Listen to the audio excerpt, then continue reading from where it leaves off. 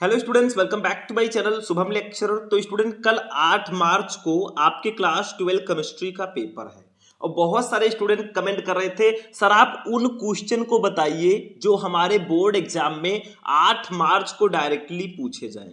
तो आज मैं आपके लिए लेकर आया हूं क्लास 12 केमिस्ट्री पूरे बुक के महत्वपूर्ण प्रश्नों को एक ही वीडियो में। सही सुना आपने, इसमें 2 नंबर, 3 नंबर, 4 नंबर और 5 नंबर वाले सारे क्वेश्चन रहेंगे। और सबसे इंटरेस्टिंग बात यह है कि चैप्टर 1 से लेकर चैप्टर 10 तक के सारे क्वेश्चन आज मैं इसी वीडियो में कवर करूंगा। तो बस आज रात ये महामैराथन क्लास देख लो, लगभग 1 घंटे की ये क्लास होगी और आज रात ये पूरा पढ़ लो भैया, कल जाकर छाप के आओ और केमिस्ट्री में 70 में 65 प्लस लेकर आओ। तो वीडियो को आप लोग लास्ट तक देखना, वीडियो को एक लाइक कर देना, चैनल पर नए चैनल को सब्सक्राइब कर देना।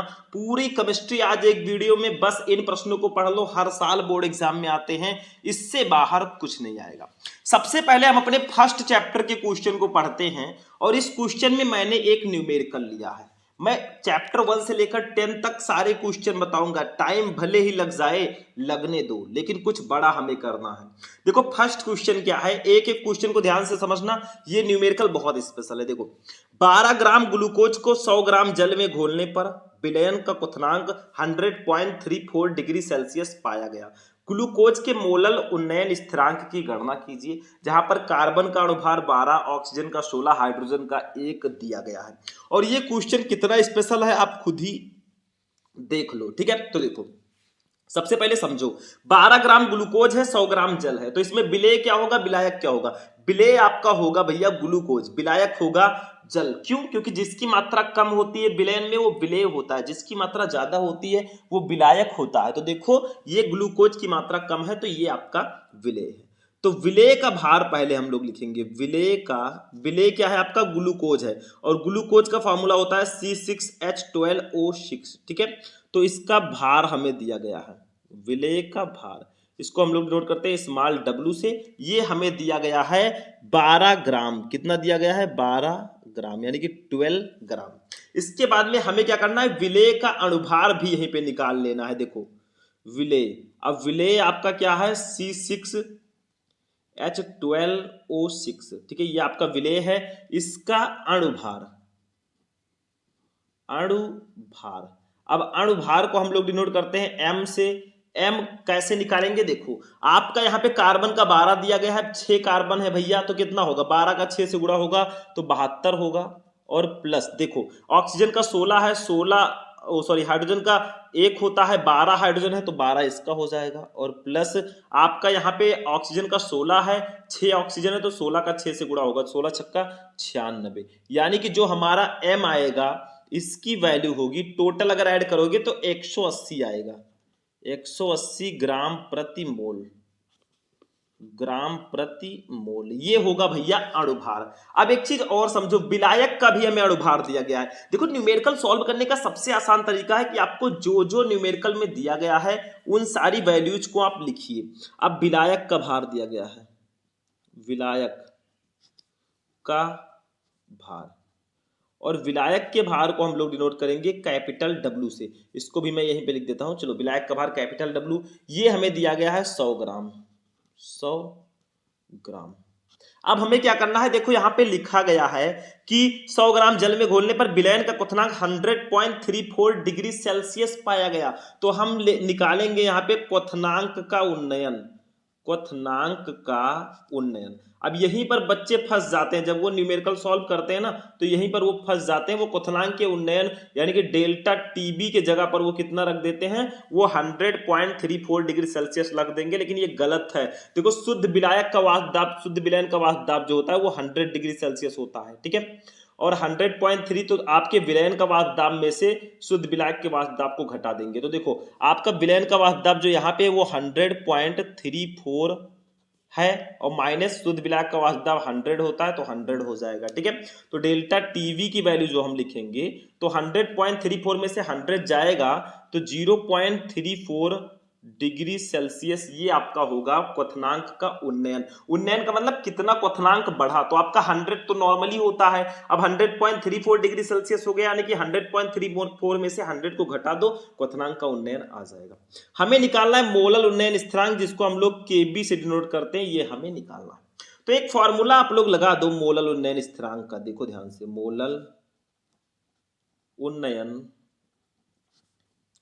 स्थिरांक, ठीक है, इसका एक फॉर्मूला होता है, वो फॉर्मूला आपका है KB, KB equal to delta TB into M into capital W upon 1000 into small W. ये आपका फॉर्मूला होता है मोलल उन्नयन स्थिरांक का, ठीक है, इतना हो गया। अब देखो सारी वैल्यूज को हम यहाँ पे रख देंगे, के बी इक्वल टू आपका होगा, देखो डेल्टा टीवी की वैल्यू है 0.34, तो हमने लिख दिया 0.34, ये हमने लिख दिया, गुड़े कैपिटल एम की वैल्यू हमने निकाली है 180, तो इसको लिख देंगे 180, ठीक है, गुड़े कैपिटल डब्ल्यू विलायक का भार आपका है 100 ग्राम, तो इसको 100 कर देंगे, अपान 1000, तो आपका भैया 1000 ही रहेगा, इंटू स्मॉल डब्ल्यू की वैल्यू ऊपर देखो, देखो भैया 12 ग्राम है, तो इसको 12 कर देंगे, 12, ठीक है।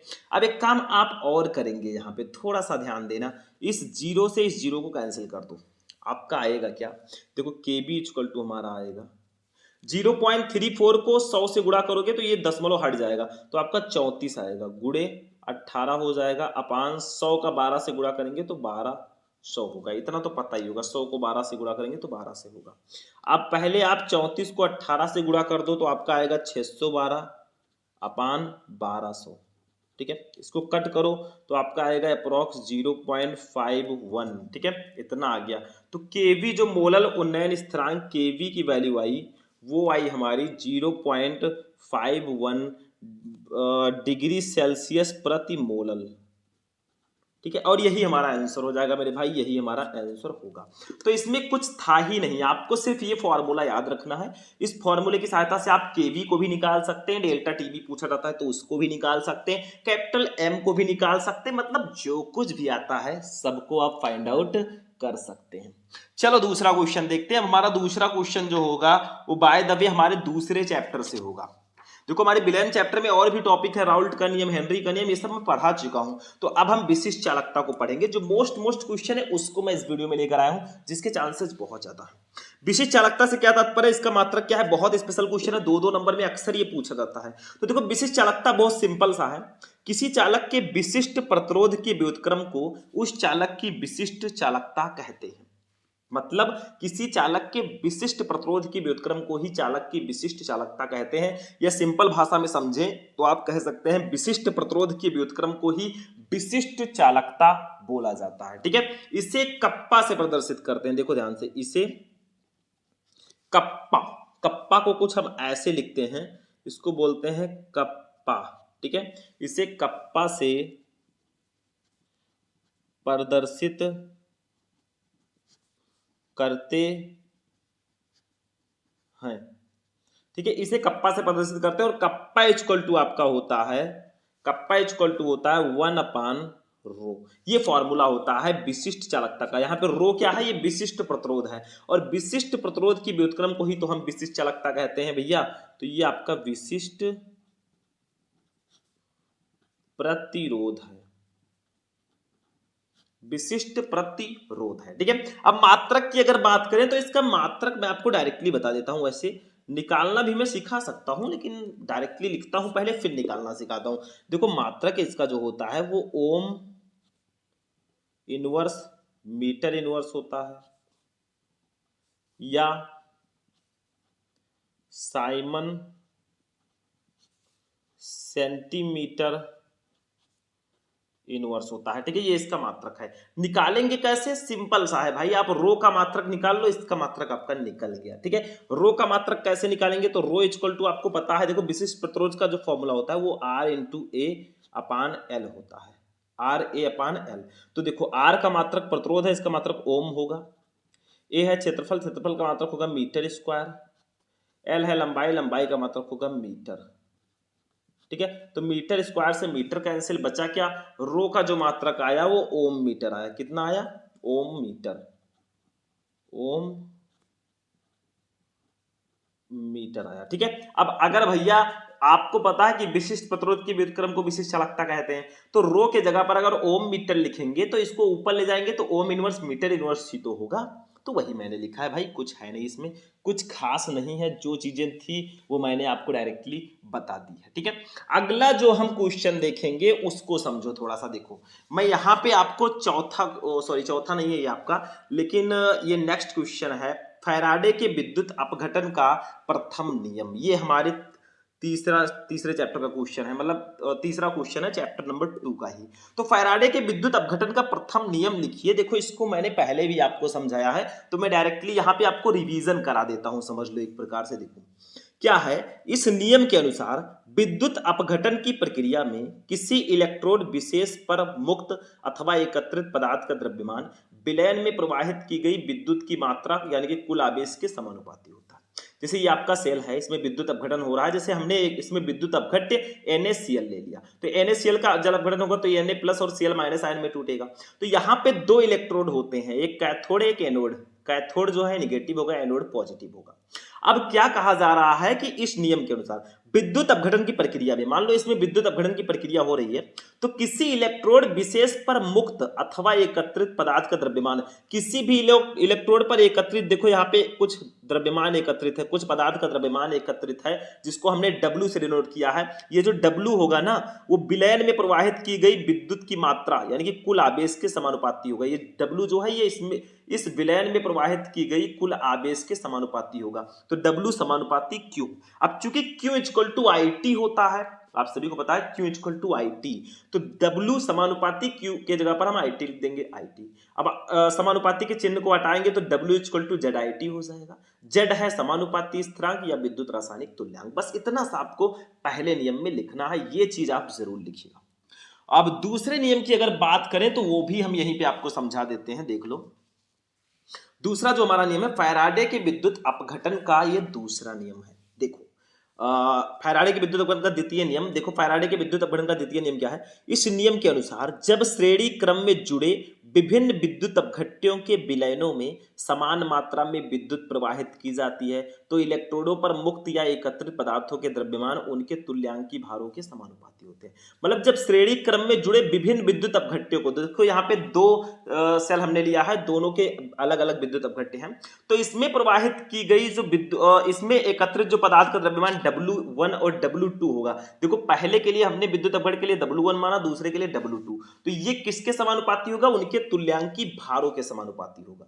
जैसे उसमें एकत्रित पदार्थ का द्रव्यमान जो था वो कुल आवेश के समानुपाती था फर्स्ट नियम में, इसमें उनके तुल्यांकी भारों के समानुपाती होगा। तो W1 समानुपाती E1, W1 जो होगा वो E1 के समानुपाती होगा, W2 समानुपाती E2, E है तुल्यांकी भार।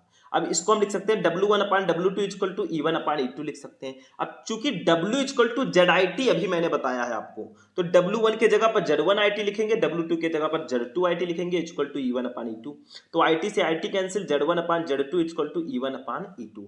आप ये भी लिख सकते हैं कि W1 upon W2 equal to Z1 upon Z2, क्योंकि E1 अपान E2 जो है ये W1 अपान W2 के बराबर है।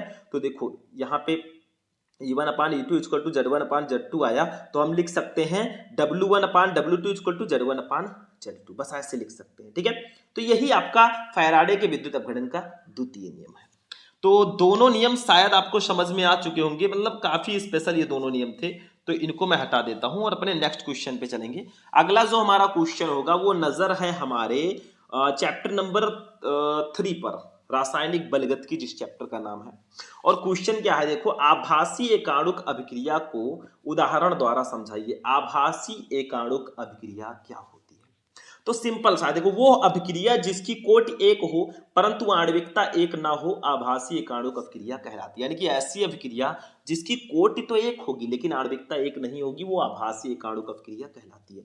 ज्यादातर केसेस में जिसकी आणविकता एक होती है उसकी कोटि भी एक होती है, लेकिन आभासी एकाणुक अभिक्रिया में ऐसा नहीं होता। जैसे देखो शर्करा का जल अपघटन हम कराएंगे, C12H22O11, ये आपका शर्करा है, आप लोगों को पता होगा, इसका जल अपघटन करा देंगे। ठीक है, हम करा रहे हैं H प्लस आयन की उपस्थिति में, तो हमारा क्या बनेगा, ग्लूकोज और फ्रक्टोज बनेगा C6H12O6, और प्लस C6H12O6 आपका बनेगा। ठीक है, हो गया। अब अगर इसमें अभिक्रिया का वेग निकाले, देखो इसमें क्या होता है, इसमें जब ये अभिक्रिया होती है तो सिर्फ शर्करा के की सांद्रता में परिवर्तन होता है। तो अभिक्रिया की कोटि क्या है, अभिक्रिया की कोटि अभिकारक अणुओं की वो संख्या है जिसकी सांद्रता अभिक्रिया होते समय परिवर्तित होती है। तो देखो यहां पे अगर अभिक्रिया का वेग हम लोग निकालें, अभिक्रिया का वेग, ठीक है, अगर हम निकालेंगे तो ये कुछ इस प्रकार से आएगा के। अब चूंकि ये शर्करा की सांद्रता पर ही डिपेंड करती है तो C12H22O11 और इसकी पावर 1 होगा। अतः ये प्रथम कोटि की अभिक्रिया है, ये प्रथम कोटि की अभिक्रिया है। ये तो पता चल गया क्योंकि घात पर 1 है। ये प्रथम कोटि की, देखो के है वेग स्थिरांक, ठीक है, अभिक्रिया है। ठीक है, ये प्रथम कोटि की अभिक्रिया है। लेकिन आणविकता कितनी है, ये द्वि आणविक अभिक्रिया होगी, द्वि आणुक अभिक्रिया। ठीक है, मतलब इसकी कोटि तो 1 है लेकिन आणविकता 1 नहीं है, तो ये आभासी एकाणुक अभिक्रिया होगी। ऐसे सेकेंड एग्जाम्पल एक हम ले लेते हैं मेरे भाई, सेकेंड एग्जाम्पल भी समझ लो। जैसे हम ले लेते हैं CH3COO, इसका जल अपघटन करा देते हैं H2O। ठीक है, वही सेम प्रोसेस होगा, H प्लस आयन यहां पे भी होंगे। ठीक है, और बनेगा यहाँ पे क्या, एसिटिक अम्ल बनेगा CH3COOH और प्लस मेथिल अल्कोहल बनेगा CH3OH। इसमें भी क्या होता है, जब अभिक्रिया होती है तो सिर्फ अभिकारक के इसी सांद्रता में परिवर्तन होता है, इसी की सांद्रता में। तो इसमें अभिक्रिया का जो वेग होगा, अभिक्रिया का वेग, ठीक है, वो कितना होगा, वो होगा K CH3COO CH3 इसके पावर 1, यानी कि ये प्रथम कोटि की अभिक्रिया है। अब चूंकि दो अणु है, इसकी आणविकता 2 होगी। क्यों, क्योंकि इसमें क्या है, एक इसका अणु है, एक इसका अणु है, तो आणविकता 2 है। इसमें भी एक अणु इसका, एक अणु इसका, आणविकता 2 होगी। ठीक है, आता आप लिख सकते हैं कि इन दोनों अभिक्रियाओं की कोटि 1 है, क्योंकि जल के सांद्रण में कोई परिवर्तन नहीं होता, जबकि इनकी आणविकता 2 है। अतः ये आभासीय एकाणुक अभिक्रिया होंगी। तो क्या होती है आभासीय एकाणुक अभिक्रिया, ऐसी अभिक्रियाएं जिनकी आणविकता 1 हो, ठीक है, जिनकी कोटि 1 है लेकिन इसकी आणविकता 1 से अधिक हो, वो आभासीय एकाणुक अभिक्रिया कहलाती है। अब एक चीज और हम लोग समझ लेते हैं यहीं पे, इसी चैप्टर का एक बहुत ही स्पेशल क्वेश्चन है मेरे हिसाब से भैया, ये देखो 6 नंबर क्वेश्चन क्या है, देखो ध्यान से समझना। अभिक्रिया की कोटि और आणविकता को समझाइए। ठीक है, अभिक्रिया की कोटि और आणविकता को समझाइए। अभिक्रिया की कोटि और आणविकता दोनों को बताना है भैया, 4 नंबर पे क्वेश्चन डायरेक्टली आता है।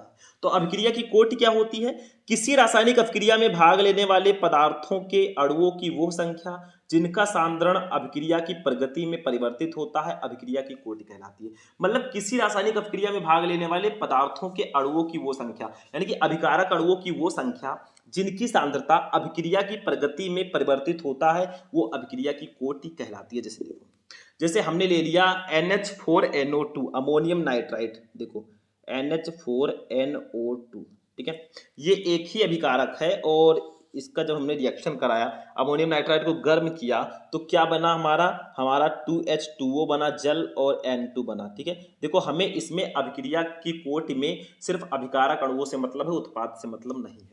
तो अभिक्रिया का वेग अगर हम लोग यहाँ पे निकालें, अभिक्रिया का वेग, ठीक है, तो अभिक्रिया का वेग अगर हम लोग निकालें तो कुछ इस प्रकार से होगा, K और आपका अभिकारक है NH4NO2। अब इसका एक ही मॉलिक्यूल है तो इसकी घात 1 होगा। तो अतः ये प्रथम कोटि की अभिक्रिया, ऐसे लिख दो, अतः ये प्रथम कोटि की अभिक्रिया है। ठीक है, अभिक्रिया है। ठीक, तो ये प्रथम कोटि की अभिक्रिया होगी, अभिक्रिया की कोटि। ठीक है, क्योंकि इसमें जो अभिकारक है वो सिर्फ एक ही है और जब रिएक्शन होता है तो इसकी सांद्रता में चेंजेस भी होता है। ठीक है, इसीलिए। अब दूसरा अगर हम लोग एग्जाम्पल देखें, देखो एक एग्जाम्पल हम देख लेते हैं द्वितीय कोटि की अभिक्रिया का।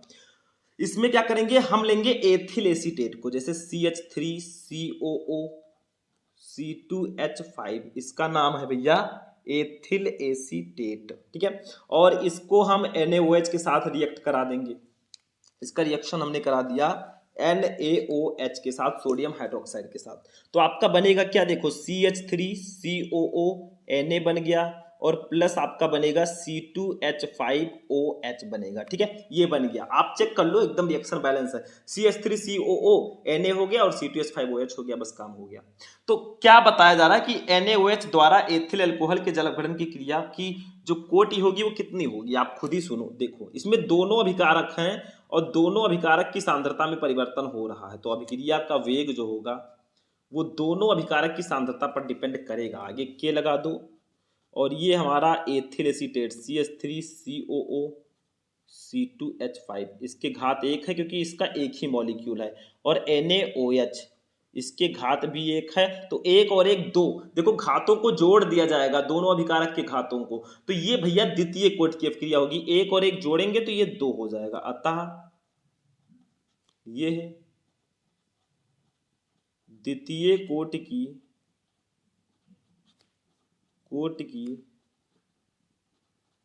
अभिक्रिया है, अतः ये जो होगी द्वितीय कोट की अभिक्रिया होगी। बस सिंपल सा था, अभिक्रिया की कोटि आप समझ गए, और आणविकता तो वही होगी, बस जितने अभिकारक भाग ले रहे हैं उसी की संख्या को आप बता दो, वही उसकी आणविकता होगी। जैसे अभिक्रिया की आणविकता को समझ लो, यहाँ पे देखो किसी रासायनिक अभिक्रिया में भाग लेने वाले अभिकारक अणुओं की न्यूनतम संख्या को अभिक्रिया की आणविकता कहते हैं। मतलब अभिकारक अणुओं की संख्या को ही हम अभिक्रिया की आणविकता बोलते हैं। उदाहरण देखो, अमोनियम नाइट्राइड को गर्म करने पर होने वाली अभिक्रिया में अमोनियम नाइट्राइड का एक अणु भाग लेता है, अतः इसकी आणविकता 1 है। देखो वही चीज NH4NO2 जो अमोनियम नाइट्राइड है उसको आपने किया था गर्म, तो आपका बना था 2H2O प्लस N2। ठीक है, ये बना था। अब इसको जब गर्म किया तो देखो इसमें एक ही अणु भाग ले रहा है, तो ये क्या होगा, एकाणुक अभिक्रिया होगी। मतलब अभिकारक अणु जितने भाग लेंगे उन्हीं की संख्या को ही हम अभिक्रिया की आणविकता बोलेंगे, तो एकाणुक अभिक्रिया ये है। ठीक है, इतना समझ में आएगा, तो ये एकाणुक अभिक्रिया होगी, बस हो गया। अच्छा दूसरा देख लो भैया, NaOH द्वारा एथिल एसीटेट के जलभरण की अभिक्रिया की आणविकता 2 है, क्योंकि इसमें दोनों अभिकारक का एक एक अणु भाग लेता है। वही वाला रिएक्शन CH3COO C2H5, ये एथिल एसीटेट है, इसकी अभिक्रिया सोडियम हाइड्रोक्साइड के साथ करा देनी है, NaOH के साथ करा दिया हमने।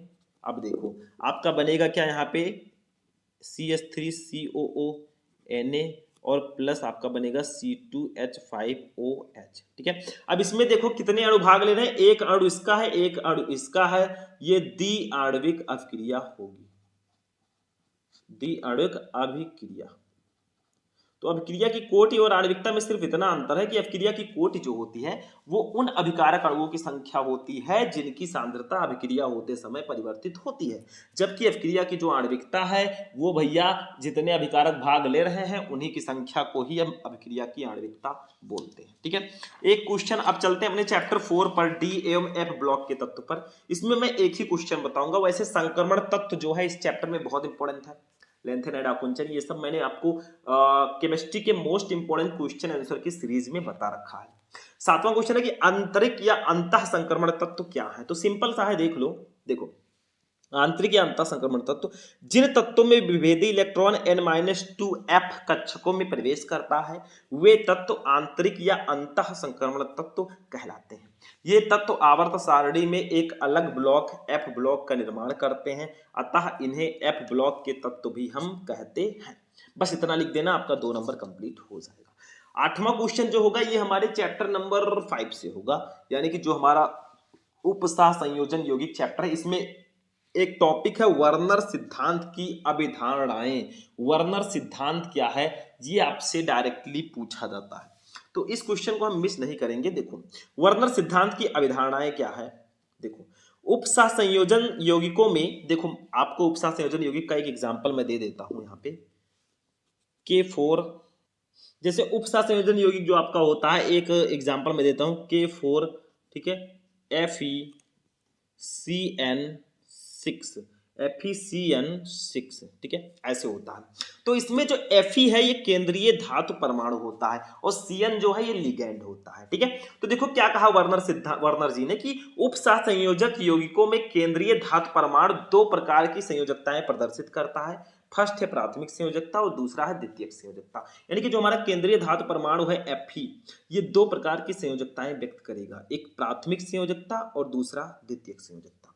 दूसरा पॉइंट देखो, धातु में अपनी प्राथमिक संयोजकताओं और द्वितीयक संयोजकताओं अर्थात दोनों प्रकार की संयोजकताओं को संतुष्ट करने की प्रवृत्ति होती है। यानी कि इस धातु में अपनी प्राथमिक संयोजकता और द्वितीयक संयोजकता दोनों को संतुष्ट करने की प्रवृत्ति पाई जाती है। प्राथमिक संयोजकताएं ऋणावेशित परमाणुओं या समूहों द्वारा संतुष्ट होती हैं, जबकि द्वितीयक संयोजकताएं विद्युत उदासीन अणुओं या विद्युत आवेशित परमाणुओं या समूहों द्वारा संतुष्ट होती हैं। मतलब जो प्राथमिक संयोजकता होगी वो ऋणावेशित परमाणुओं या समूहों के द्वारा संतुष्ट होगी, जबकि द्वितीयक संयोजकता विद्युत उदासीन अणुओं या विद्युत आवेशित परमाणुओं या समूहों द्वारा संतुष्ट होती है।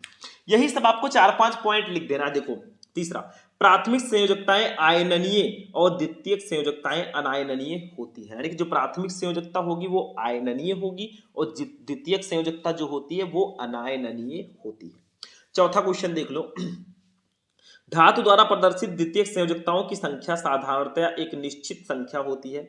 किसी धातु द्वारा प्रदर्शित द्वितीयक संयोजकताओं की संख्या उसकी उपसहसंयोजन संख्या या समन्वय संख्या कहलाती है। यानी कि किसी धातु के द्वारा प्रदर्शित द्वितीयक संयोजकताओं की संख्या को ही हम उसकी उपसहसंयोजन संख्या या समन्वय संख्या बोलते हैं। केंद्रीय धातु से सीधे परिबद्ध परमाणुओं या समूहों की संख्या उसकी द्वितीयक संयोजकताओं की संख्या अर्थात उपसहसंयोजन संख्या होती है। धातुओं की उपसहसंयोजन संख्याएं प्रायः 2, 4 या 6 होती हैं।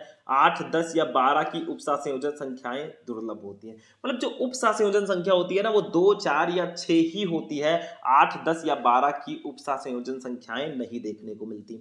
पांचवा, धातु की द्वितीयक संयोजकताएं धातुओं की चारों ओर त्रिविम आकाश में एक निश्चित ज्यामितीय ढंग से व्यवस्थित होती है। बस यही सब कुछ पॉइंट ऑफ व्यू दिया वर्नर जी ने। ठीक है, बस हो गया आपका। तो 5 चैप्टर के क्वेश्चन हमने पढ़ लिए। 5 चैप्टर से टोटल 8 क्वेश्चन हमने पढ़े।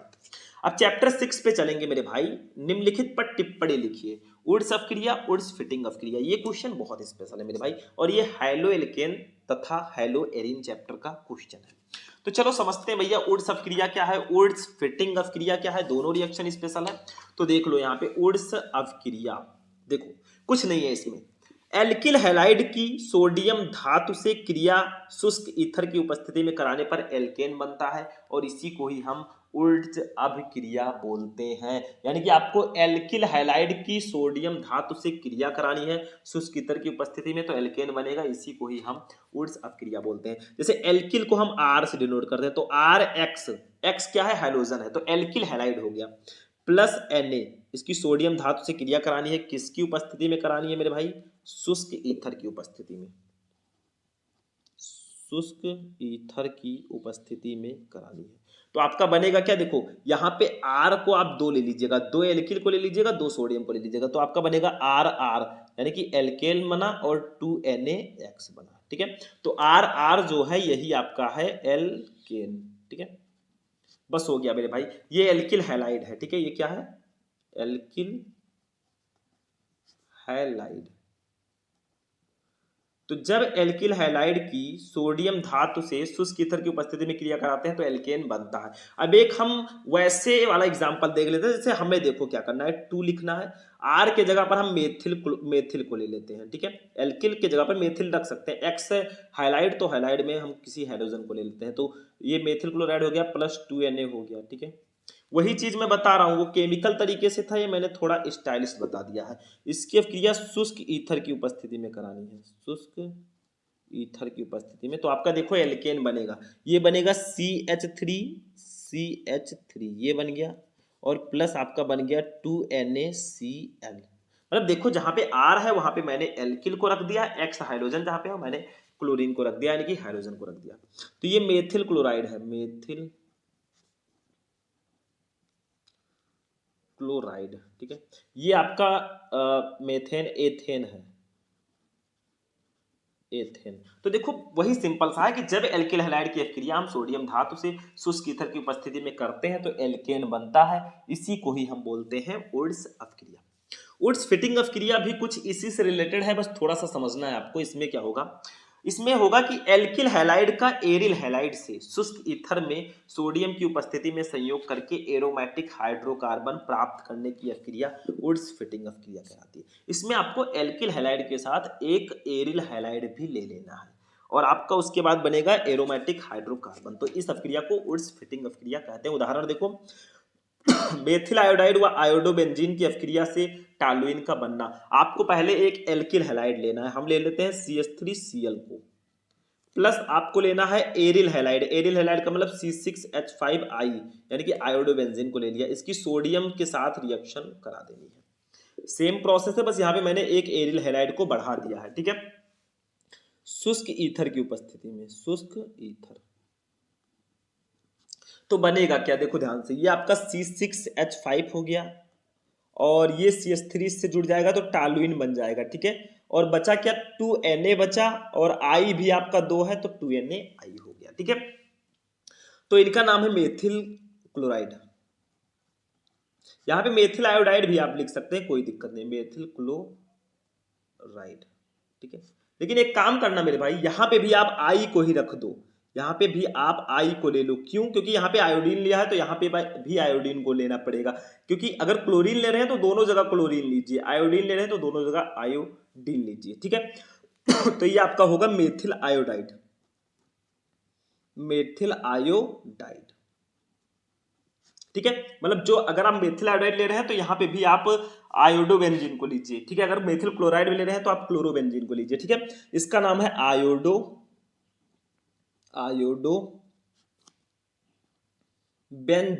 ठीक है, आयोडोबेंजीन हो गया, और इसका जो नाम होगा वो टॉलुइन होगा। क्या, टॉलुइन। बस हो गया मेरे भाई। जब आप किसी एल्किल हैलाइड को एरिल हैलाइड से शुष्क ईथर की उपस्थिति में सोडियम धातु से क्रिया कराते हैं तो टॉलुइन बनता है, और इसी रिएक्शन को हम वुड्स फिटिंग रिएक्शन बोलेंगे।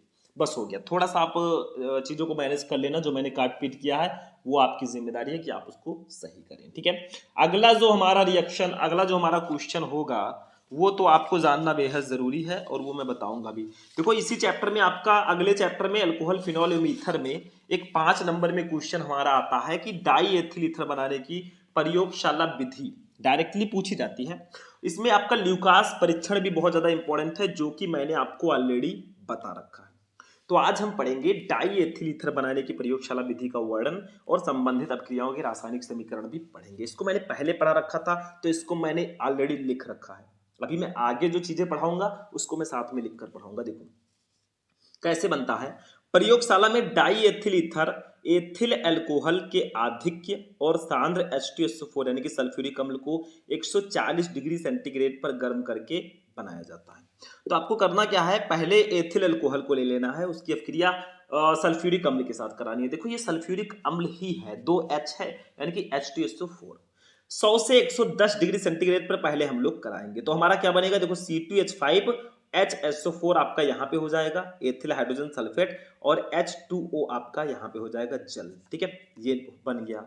अब आपको क्या करना है, ये जो एथिल हाइड्रोजन सल्फेट हमारा आया है C2H5HSO4, इसकी अभिक्रिया दोबारा आपको एथिल अल्कोहल से करा देनी है 140 डिग्री सेंटीग्रेड पे। तो आपका क्या बनेगा, C2H5O C2H5 यानी कि डाई एथिल ईथर बना और सल्फ्यूरिक अम्ल बन गया। मतलब 2 स्टेप में ये अभिक्रिया होगी। एक तो आपका पहले एथिल अल्कोहल को सल्फ्यूरिक अम्ल के साथ 100 से 110 डिग्री सेंटीग्रेड पर कराना है तो एथिल हाइड्रोजन सल्फेट बनेगा। फिर एथिल हाइड्रोजन सल्फेट की अभिक्रिया एथिल अल्कोहल से 140 डिग्री सेंटीग्रेड पर कराना है तो आपका डाई एथिल ईथर बन जाएगा। कुछ संबंधित रासायनिक अभिक्रियाएं भी देख लेते हैं। देखो संबंधित अभिक्रियाएं, जैसे जल के साथ अभिक्रिया करेगा अगर एथिल अल्कोहल तो क्या बनेगा। देखो ईथर साधारण परिस्थितियों में अम्लों या क्षारों द्वारा जल अपघटित नहीं होते। तनु सल्फ्यूरिक अम्ल के साथ उच्च दाब और उच्च ताप पर गर्म करने पर डाई एथिल ईथर बहुत कठिनाई से एथिल अल्कोहल में जल अपघटित होता है। जैसे देखो हमने ले लिया यहाँ पे die ethyl ether C2H5O C2H5, इसका जल के साथ रिएक्शन करा दिया, जल अपघटन करा दिया तनु H2SO4 की उपस्थिति में, तो आपका एथिल अल्कोहल बन जाएगा। देखो इसी को क्या करेंगे, C2H5 आपका 2 हो गया, OH सब एडजस्ट हो गया। ठीक है, एक अभिक्रिया को और देखेंगे हम, ठंडे HI के साथ अपक्रिया यानी कि हाइड्रोडिक अम्ल के साथ अपक्रिया, तो डाई एथिल ईथर की ठंडे सांद्र हाइड्रोडिक अम्ल यानी कि HI से क्रिया कराने पर एक अणु एथिल आयोडाइड और एक अणु एथिल अल्कोहल बनाता है। जैसे आप डाई एथिल ईथर को ले लो, इसकी हाइड्रोजन आयोडाइड के साथ रिएक्शन करा दो, तो एक अणु जो है C2H5I बना देगा एथिल आयोडाइड, एक अणु C2H5OH बना देगा एथिल अल्कोहल। बस ये भी रिएक्शन हो गया। इसके बाद एसिटिल क्लोराइड से एक अपक्रिया देख लेते हैं हम लोग। तो die ethyl ether acetyl chloride से निर्जल ZnCl2 या निर्जल AlCl3 की उपस्थिति में क्रिया करके एल्किल क्लोराइड तथा एस्टर बनाते हैं। मतलब आपको यहाँ पे ले लेना है डाई एथिल ईथर, इसकी एसिटिल क्लोराइड के साथ रिएक्शन कराएंगे निर्जल ZnCl2 की उपस्थिति में, तो आप देखेंगे कि एथिल क्लोराइड बनेगा आपका, ये C2H5 और Cl जुड़ जाएगा एथिल क्लोराइड, और ये CH3COO C2H5 जुड़कर एथिल एसीटेट बना लेगा। जो भी रिएक्शन आपके सामने है ना, सारे के सारे एकदम 100% बैलेंस्ड रिएक्शन है, तो इस पे बिल्कुल भी शक मत करना, ठीक है। चलो ये भी हो गया। अगला क्वेश्चन हम लोग देखेंगे अपने एल्डिहाइड चैप्टर का। देखो एल्कोहल चैप्टर में आप ल्यूकास परीक्षण को जरूर पढ़ लेना, मैं पहले ही बोल चुका हूं, मैंने पढ़ा भी चुका है मैंने, ठीक है। चलो ये वाला क्वेश्चन, प्रयोगशाला में फॉर्मेल्डिहाइड बनाने का वर्णन कीजिए, इसकी सांद्र NaOH घोल तथा अमोनिया के साथ होने वाली क्रियाओं को रासायनिक समीकरण के साथ लिखिए। मतलब आपको प्रयोगशाला में HCHO फॉर्मेल्डिहाइड कैसे बनाना है वो आपको बताना है, और इसकी सांद्र NaOH घोल तथा अमोनिया के साथ होने वाले रिएक्शन को बताना है। बहुत स्पेशल 4 नंबर या 5 नंबर में ये क्वेश्चन आता है। तो प्रयोगशाला में फॉर्मेल्डिहाइड बनाना कैसे बनाओगे? देखो मेथिल अल्कोहल के उत्प्रेरित ऑक्सीकरण द्वारा प्रयोगशाला में फॉर्मेल्डिहाइड बनाया जाता है। आप ले लो मेथिल अल्कोहल CH3OH, इसका ऑक्सीकरण करा दो, ये मैंने ऑक्सीकरण करा दिया। उत्प्रेरित ऑक्सीकरण कराना है तो आप ऊपर कोई उत्प्रेरक ले लो, और लगभग 250 से 300 डिग्री सेंटीग्रेड पर आपको कॉपर चूर्ण के साथ इसका रिएक्शन कराना है। तो क्या बनेगा, देखो आपका क्या बनेगा, HCHO बन जाएगा, HCHO फॉर्मेल्डिहाइड। अब देखो भैया H कितना है, 1 और 3 4 है, यहाँ पे 2 ही H है, ठीक है। C कितना है, हाँ देखो HCHO और प्लस आपका जल बन जाएगा H2O। तो यहाँ पे एक काम करो, इसके आगे 2 लगा दो, इसके आगे भी 2 लगा दो। अब देखो कार्बन कितना, इधर 2 है, इधर कितना है, 1 ही है, तो इसके आगे भी 2 लगा दो, ये भी 2 हो गया। अब हाइड्रोजन कितना है, 2 2 4 2 6, इधर कितना है, 3 का 2 से गुणा करेंगे 6 और 2 8 है, तो इसके आगे 2 लगा दो। तो देखो यहाँ पे कितना होगा, 2 2 4 और 4 8 हो गया, ठीक है। ऑक्सीजन कितना है, 2 है, यहाँ पे भी 1 और 1 2 है, ठीक है। हाँ 2 2 4 है, इधर भी 4 है, मतलब रिएक्शन अब बिल्कुल आपका बैलेंस है। तो मेथिल अल्कोहल के उत्प्रेरित ऑक्सीकरण द्वारा हम प्रयोगशाला में फॉर्मेल्डिहाइड बनाते हैं, तो मेथिल अल्कोहल इसका नाम है, मेथिल अल्कोहल, और ये आपका है फॉर्मेल्डिहाइड, फॉर्मेल्डिहाइड। तो मेथिल अल्कोहल के उत्प्रेरित ऑक्सीकरण द्वारा हमने फॉर्मेल्डिहाइड बना दिया। कुछ रिएक्शंस को और देख लेंगे भाई, जैसे इसके रासायनिक गुण देख लीजिए, ये रिएक्शन किससे किससे करता है, ठीक है, इसको भी जान लीजिए। तो देखो सांद्र NaOH घोल से अभिक्रिया पहले हम देखेंगे। फॉर्मेल्डिहाइड की सोडियम हाइड्रोक्साइड यानी कि NaOH के सांद्र विलयन से क्रिया कराने पर मेथिल अल्कोहल और सोडियम फॉर्मेट बनता है। आप क्या कीजिए, HCHO को ले लीजिए फॉर्मेल्डिहाइड की, और इसकी सोडियम हाइड्रोक्साइड के साथ रिएक्शन करा दीजिए, ये मैंने करा दिया, ठीक है।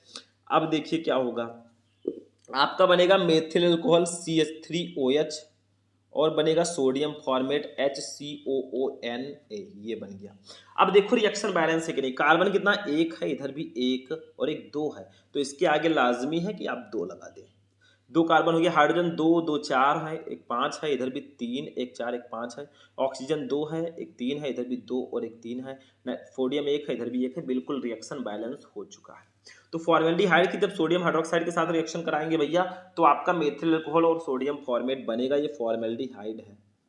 इनका नाम आप कैसे भूल सकते हैं, फॉर्मेल्डिहाइड, इनका नाम है मेथिल अल्कोहल, मेथिल एल्कोहल, इनका नाम है सोडियम फॉर्मेट, सोडियम फॉर्मेट, ठीक है, बस हो गया। अब देखो दूसरा वाला, अमोनिया से अपक्रिया करेगा तो क्या बनेगा, तो देखो फॉर्मेल्डिहाइड सांद्र अमोनिया के साथ अपक्रिया करके हेक्सामेथिलीन टेट्राएमीन बनाती है, जिसे हेक्सामीन या यूरोट्रोपिन भी बोलते हैं। मतलब आप फॉर्मेल्डिहाइड ले लो HCHO, इसकी अमोनिया के साथ रिएक्शन करा दो NH3 के साथ, ठीक है, हमने रिएक्शन करा दिया तो हमारा बनेगा हेक्सामेथिलीन टेट्राएमीन यानी कि CH2 का 6N4, इसको हेक्सामेथिलीन टेट्राएमीन बोलते हैं और 6H2O बनेगा। इसके आगे भी 6 लगेगा और इसके आगे भी 4 लगेगा। ये रिएक्शन आपका बिल्कुल बैलेंस है, आप खुद ही देख लेना। तो इसका नाम है फॉर्मेल्डिहाइड और ये आपका बन गया यूरोट्रोपिन। देखो समय आपके पास बिल्कुल नहीं है, जो भी मैं बता रहा हूँ उसको दिमाग में छाप लो और जाकर बोर्ड एग्जाम में छाप दो, काम खत्म हो जाए। बहुत ज़्यादा टाइम वेस्ट मत करो, ठीक है, ये आप ही के लिए फायदेमंद होगा, ये मैं कहना चाहता हूं, ठीक है। चलो एक रिएक्शन और देख लेते हैं जो कि बहुत इजी है मेरे हिसाब से, इसको भी हम इसी में जान लेंगे। देखो तीसरा, HCN से अपक्रिया, तो फॉर्मेल्डिहाइड HCN के साथ अपक्रिया करके फॉर्मेल्डिहाइड साइनोहाइड्रिन बनाता है। ये बहुत इजी है। देखो HCHO, इसकी अपक्रिया हो गई HCN से, तो आपका क्या बनेगा, देखो आपका बन जाएगा HCHOH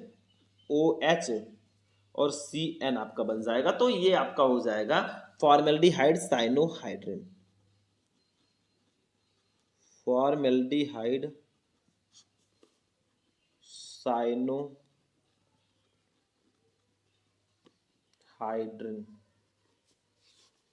ठीक है, ये आपका बन जाएगा फॉर्मेल्डिहाइड साइनोहाइड्रिन। बस हो गया। हम थोड़ा स्पीड में चलेंगे भाई, अभी हमारा 2 चैप्टर और बाकी है और 2 चैप्टर के हमें क्वेश्चंस को देखना ही देखना है, ठीक है। तो चलो अब हम चलते हैं अपने नेक्स्ट क्वेश्चन पे। नेक्स्ट क्वेश्चन आपके सामने है और इस क्वेश्चन में कुछ खास नहीं है, एथिलेमीन एमीन चैप्टर का ये क्वेश्चन है। देखो एथिलेमीन बनाने का रासायनिक समीकरण लिखिए तथा निम्न के साथ इसकी रासायनिक अपक्रियाओं के समीकरण भी दीजिए। क्लोरोफॉर्म तथा अल्कोहलीय KOH और नाइट्रस अम्ल, इसको मैंने लिख रखा है ऑलरेडी, मैं बता देता हूं। देखो प्रयोगशाला विधि कैसे बनाएंगे इसको। देखो प्रोपियोनेमाइड पर ब्रोमीन तथा कास्टिक पोटास विलयन आधिक्य में की क्रिया कराने से एथिल एमीन बनती है। यह क्रिया हाफमाइन ब्रोमीमाइड अपक्रिया कहलाती है।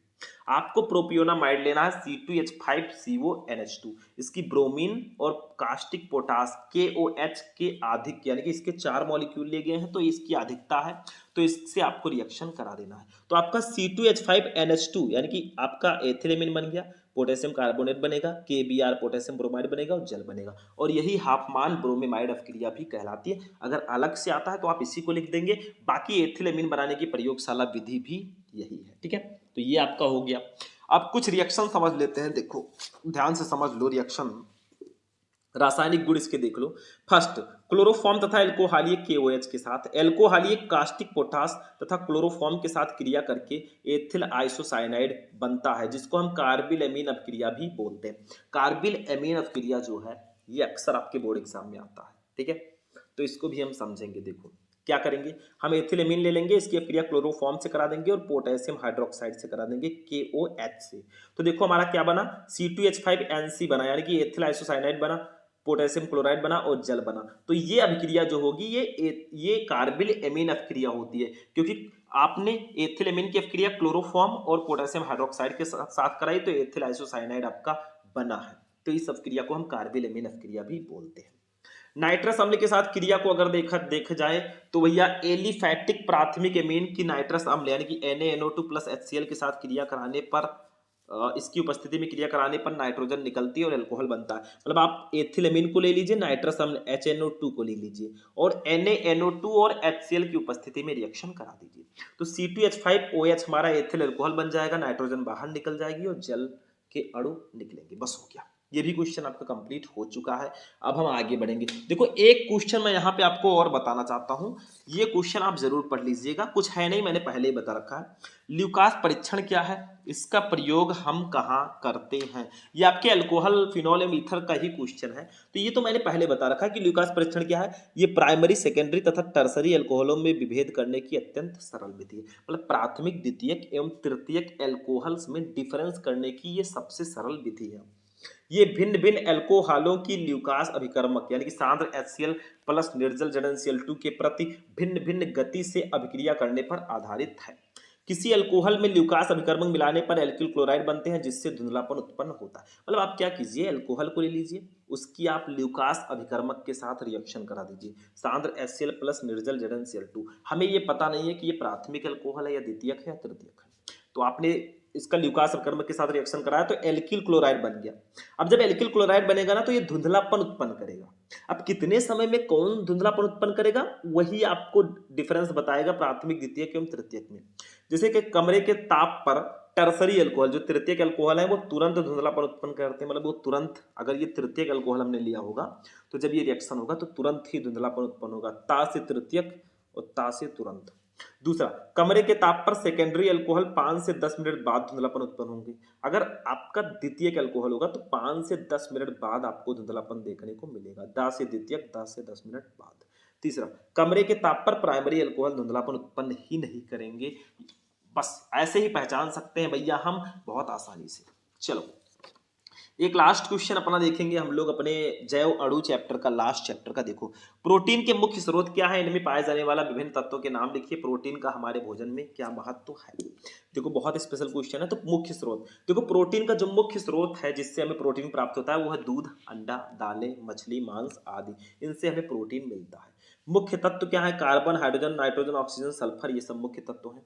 महत्व देखो, प्रोटीन हमारे शरीर की वृद्धि के लिए अत्यंत आवश्यक है। प्रोटीन हमारे शरीर में नए ऊतकों का निर्माण करने में सहायक है तथा पुराने ऊतकों की टूट फूट को ठीक करती है। प्रोटीन हमारे शरीर को ऊर्जा भी प्रदान करती है, परंतु यह कार्य कार्बोहाइड्रेट तथा वसा की अनुपस्थिति में होता है। मतलब प्रोटीन हमारे शरीर में ऊर्जा भी प्रदान करती है। प्रोटीन संकीर्ण नाइट्रोजन युक्त यौगिक है, ये हमारे शरीर में पाए जाने वाले खून आदि का पीएच भी ठीक रखती है। जब प्रोटीन हमारे शरीर में पहुंचता है तब HCl अथवा पेप्सिन नामक एंजाइम द्वारा एमिनो अम्लों में जलघटित हो जाते हैं। ये अम्ल रुधिर वाहिकाओं द्वारा रुधिर में अवशोषित हो जाते हैं और रुधिर के प्रवाह के साथ शरीर के विभिन्न अंगों में पहुंचते हैं, जहां ये नई कोशिकाओं और ऊतकों का निर्माण करते हैं। इस कार्य के अतिरिक्त प्रोटीन विभिन्न एंजाइम संश्लेषित करते हैं और शरीर को संक्रमण से बचाते हैं। बस हो गया। तो ये चैप्टर 1 से लेकर चैप्टर 10 तक के आपके 13 मोस्ट इंपॉर्टेंट क्वेश्चन थे। इसमें जो मैंने क्वेश्चन बताए मेरे भाई ना, बहुत स्पेशल क्वेश्चन है। आपके 40 से 45, 30 से 35 नंबर तो फंसने ही फंसने हैं इस पूरे क्लास से। तो वीडियो को लाइक कर देना, चैनल को सब्सक्राइब कर लेना, अपने दोस्तों के साथ भी शेयर कर लेना। आज रात का मौका है, इसके बाद मौका नहीं मिलेगा। चलिए फिर मिलते हैं नेक्स्ट वीडियो में नेक्स्ट टॉपिक के साथ। तब तक के लिए जय हिंद।